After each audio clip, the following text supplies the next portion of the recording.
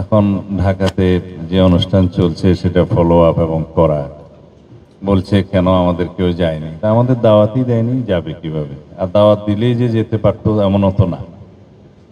তো যাই হোক, সব বিষয়ে ব্লেম করা, এটা বোধহয় এখানকার অংশ হতে পারে। ব্লেম করা, ব্লেম গেম। সংস্কার কেন হচ্ছে না, বিএনপি দায়ী।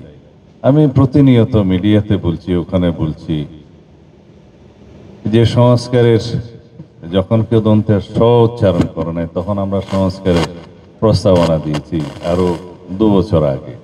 এই সরকার দায়িত্ব নেই আরো 1 বছরের বেশি সময় আগে আমরা 31 দফা দিয়েছি। তার 1 বছর আগে আমরা 27 দফা দিয়েছি।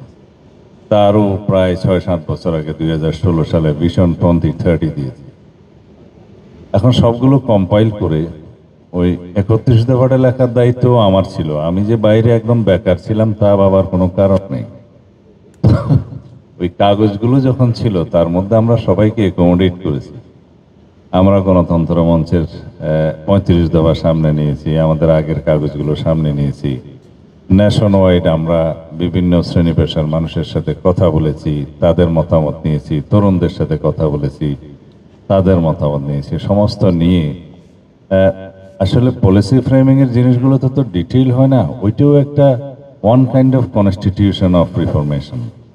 এবং কনস্টিটিউশনে সব কিছু ডিটেইল করা থাকে না। For more updates, follow us on Facebook, subscribe our YouTube channel, get the latest update on www.daily-sun.com.